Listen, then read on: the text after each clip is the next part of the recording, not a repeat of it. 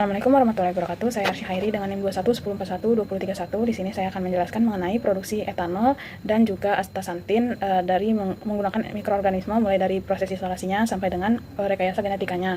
Pertama-tama saya akan membahas mengenai mikrobiologi industri terlebih dahulu. Mikrobiologi industri terbagi menjadi dua kata, yaitu mikrobiologi dan industri.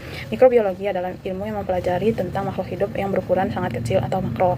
Selanjutnya dikatakan mikroorganisme karena ukurannya yang sangat kecil dan hanya bisa dilihat dengan menggunakan mikroskop. Jenis mikroskop yang dapat digunakan untuk melihat mikroorganisme ini adalah mikroskop cahaya dan mikroskop elektron. Dikatakan mikroorganisme yaitu bakteri, mikroalga, jamur yang berukuran mikro. Sementara itu, industri merupakan proses pengolahan bahan mentah menjadi bahan jadi untuk mendapatkan suatu keuntungan dari hasil proses pengolahan tersebut.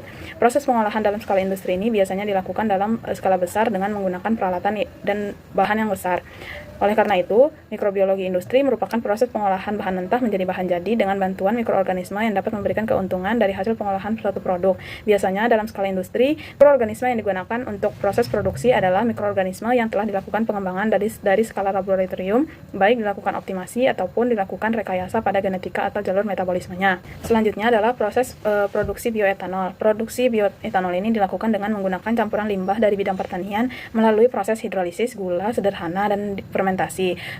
Hidrolisis gula dilakukan dengan menggunakan bakteri Streptomyces sp yang mampu memproduksi multienzim seperti pektinase, selulase, silanase, dan amilase yang nantinya sangat diperlukan pada proses sakarifikasi dan hidrolisis gula. Dari proses-proses sakarifikasi dan hidrolisis gula tersebut didapatkan etanol sebagai produk akhir yang dengan penambahan enzim lignoselulase dari enzim Streptomyces sp sebagai katalis. Sakarifikasi ini dilakukan untuk memecah senyawa biomas yang dihasilkan dari bakteri Streptomyces sp dari gula sederhana yang nantinya berguna untuk proses fermentasi menggunakan ragi untuk proses produksi etanol.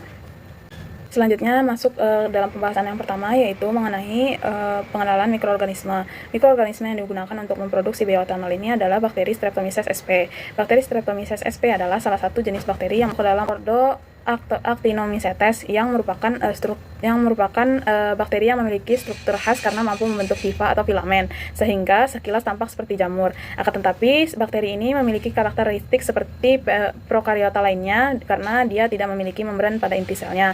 Bakteri ini sering ditemukan pada tanah humus, tumbuhan hasil pertanian, dan beberapa tempat lain yang mengandung banyak senyawa organiknya.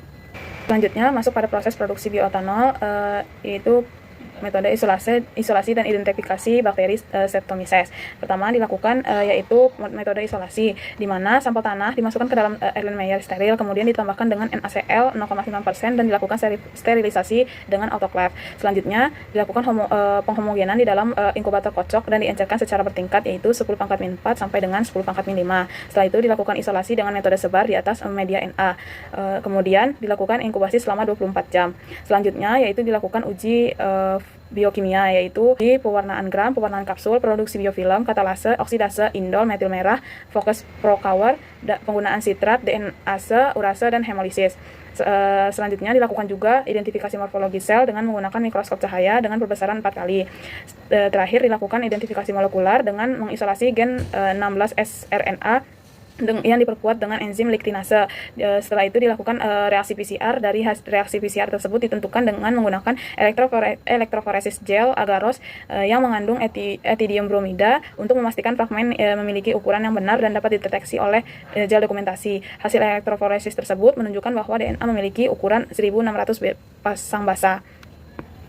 Selanjutnya untuk hasil morfologi koloni yang didapatkan bahwasanya koloni tersebut berbentuk lingkaran kecil berwarna abu-abu seperti bubuk dengan elevasi konveks dan konsistensinya keras. Selanjutnya dari uji biokimia menunjukkan bahwasanya bakteri Streptomyces sp ini adalah bakteri gram positif yang dimana dapat dilihat pada gambar yang memiliki warna ungu. Selanjutnya yaitu hasil identifikasi morfologi sel yang menunjukkan bahwasanya bakteri Streptomyces sp ini memiliki hifa dan juga mengandung spora jenis spiral. Bakteri ini memiliki konidia berbentuk bulat dan terdapat hifa bercabang yang tidak berseta. Selanjutnya untuk hasil uji biokimia lainnya seperti uji pewarnaan kapsul, di mana menunjukkan bahwasanya bakteri tersebut merupakan jenis bakteri yang tidak memiliki kapsul yang ditandai dengan hasil yang negatif. Selanjutnya, pada uji biofilm, bakteri tersebut tidak mampu membentuk biofilm. Pada uji katalase, didapatkan bahwasanya bakteri memiliki enzim katalase yang berfungsi untuk menguraikan hidrogen peroksida menjadi air dan oksigen. Selanjutnya, pada uji oksidase dan uji indol, bakteri tersebut bertanda negatif. Pada uji metil merah, ditandai dengan hasilan positif, menandakan bahwasanya kedua bakteri tersebut mampu menghasilkan asam organik dari glukosa melalui proses fermentasi asam campuran. Selanjutnya, pada uji Voges-Procauer, isolat bakteri tersebut tidak dapat memproduksi asetoin yang merupakan produk samping dari hasil proses fermentasi dari glukosa. Pada uji sitrat, isolat bakteri menunjukkan bahwasanya hasilnya negatif. Artinya isolat tersebut tidak menggunakan sitrat sebagai satu-satunya sumber karbon. Selanjutnya, pada uji DNase, isolat bakteri menunjukkan hasil yang positif. Artinya bakteri tersebut dapat menghasilkan DNase yang dapat memecah DNA. Serta pada uji urease dan hemolisis itu menunjukkan bahwasanya bakteri tersebut tidak memiliki enzim urease dan tidak memiliki kemampuan untuk menghancurkan sel darah merah. Selanjutnya adalah optimasi produk dari etanol, di mana banyak cara yang dapat dilakukan untuk meningkatkan produksi etanol dari proses sakarifikasi menggunakan lignoselulosa dari bakteri Streptomyces sp, mulai dari melakukan modifikasi pada medium fermentasinya, memberikan stres lingkungan, dan juga melakukan induksi pada enzim atau mikroorganismenya. Pada proses modifikasi medium dapat dilakukan dengan 3 cara, yaitu submerged fermentation, surface fermentation, dan solid fermentation. Selanjutnya dilakukan juga pemberian stres terhadap lingkungan, contohnya itu stres nutrisi, stres osmotik, stres suhu, dan stres pH. Terakhir dilakukan proses induksi yang dapat dilakukan dengan menambahkan suatu zat kimia atau nutrisi ke dalam mikroorganisme tersebut. Selanjutnya dari artikel yang saya ambil dilakukan induksi mono atau polisakarida ke dalam enzim lignoselulosa, di mana proses ini dilakukan dengan memilih sumber karbon pada karbon 1% untuk meningkatkan efektivitas dari proses induksi selulase tersebut. Larutan monosakarida tersebut disterilkan dengan dimasukkan ke dalam autoclave, kemudian dicampurkan dengan medium garam basal sebelum dilakukan inokulasi dengan bakteri. Selanjutnya dipilih sumber karbon berdasarkan monomerik atau oligomerik dari sakaridanya. Kemudian digunakan beberapa karbon yang telah dipilih, yaitu selulosa mikrokristalin, selubiosa, manosa, arabinosa, galaktosa, glukosa, dan silosa. Setelah itu digunakan juga limbah dari pertanian, yaitu serbuk gergaji dan juga jerami gandum. Kemudian limbah pertanian tersebut dibersihkan dengan aquades dan dikeringkan dengan oven, kemudian dihaluskan hingga membentuk bubuk. Selanjutnya disimpan di dalam plastik kedap udara dan dilakukan fermentasi selama 3-4 hari.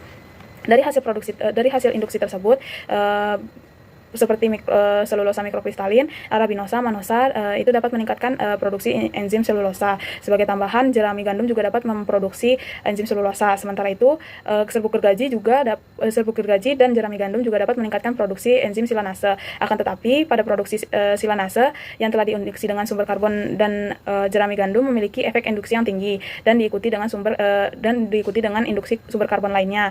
Penginduksian jerami karbon menghasilkan produk enzim silanase dari bakteri Streptomyces yang mana tidak memiliki perbedaan yang signifikan dengan produksi selulosa. Dengan adanya tambahan peningkatan enzim ini dapat sangat menguntungkan pada proses produksi etanol. Hal ini dikarenakan banyaknya penggunaan enzim tambahan yang mampu memproduksi gula sederhana. Enzim silanase ini selalu berdampingan dengan enzim selulosa, di mana enzim silanase ini nantinya akan mengubah selulosa menjadi gula sederhana, sehingga dengan meningkatnya produksi enzim silanase akan meningkatkan produksi gula sederhana. Gula sederhana ini nantinya akan dimanfaatkan oleh ragi untuk memproses fermentasi dan menghasilkan produk etanol.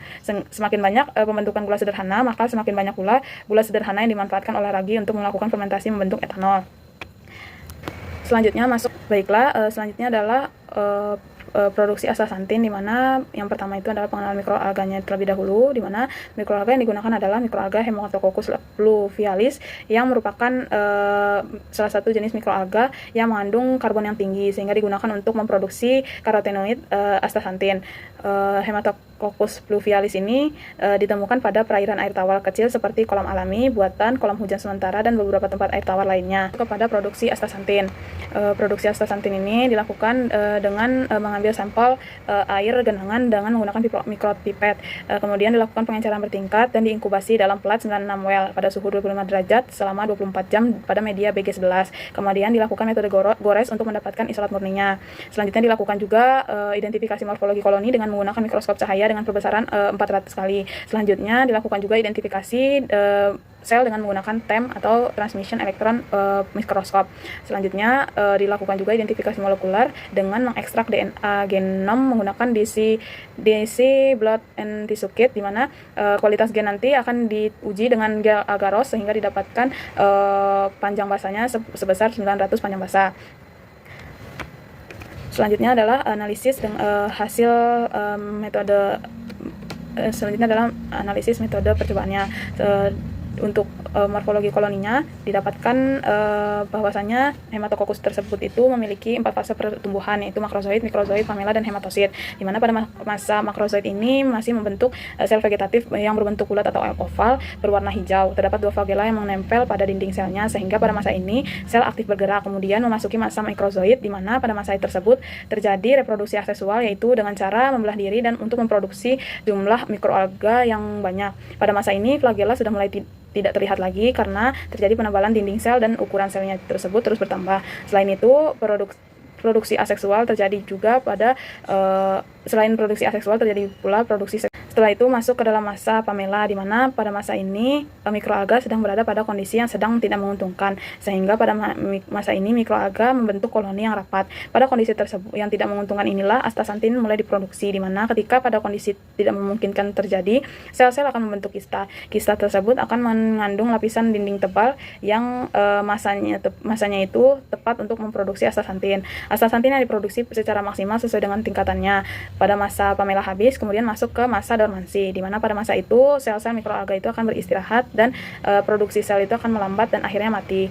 Selanjutnya, hasil dari analisis dengan menggunakan TEM menunjukkan bahwasanya adanya organel-organel sel di dalam mikroalga tersebut, yaitu nukleus, kloroplast, pirenoid, mitokondria, granula pati, dan astaxanthin yang mengandung lipid. Selanjutnya dilakukan identifikasi molekuler. Selanjutnya yaitu adalah optimasi produk astaxanthin, di mana dilakukan dengan cara menggunakan stres garam. Mikroalga dilakukan kultur dalam 3 botol besar dengan kapasitas 1 liter selama 11 hari dan 3 liter media dengan kepadatan rata-rata 1,6 kali 10⁵. Kemudian inokulum yang digunakan ini terbentuk pada masa kista atau pada saat astaxanthin mulai diproduksi, di mana pada masa ini adalah masa stasioner dari Hematococcus pluvialis ini. Selanjutnya dilakukan aerasi secara berkelanjutan dengan menggunakan filter udara melalui mikropori dengan ukuran pori sebesar 0,2 mikrometer. Kemudian pada botol 1 dan botol 2 sebanyak 200 ml suspensi alga dipindahkan ke Erlenmeyer, dilakukan kultur dengan 0%, dilakukan kultur dengan penambahan NaCl 0%, 0,2 dan 0,8%. Selanjutnya